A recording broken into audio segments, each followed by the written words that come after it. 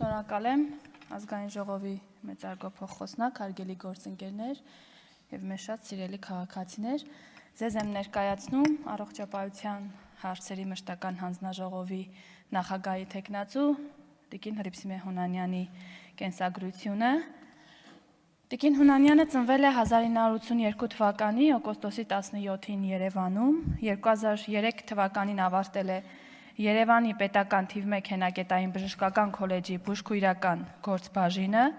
2004-ից 2007 թվականներին աշխատել է Նորք Մարաշ բժշկական կենտրոն Փակ բաժնետիրական ընկերության վերակենդանացման բաժանմունքի բուժքույր,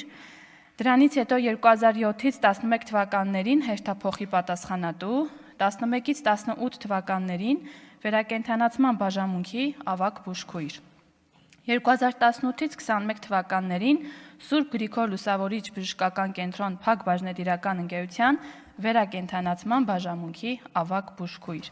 Քաղաքացիական պայմանագիր կուսակցության հիմնադիր անդամ է, 2021 թվականի հունիսի 20-ին ԱԺ պատգամավոր են տրվել քաղաքացիական պայմանագիր կուսակցության համապետական ընտրական ցուցակով։ Ունի 1 զավակ եւ ուզում եմ հիշեցնել, որ այս պահին Տիկին Հունանյանը առողջապահության հարցերի մշտական հանձնաժողովի փոխնախագահն է։ Շնորհակալ եմ։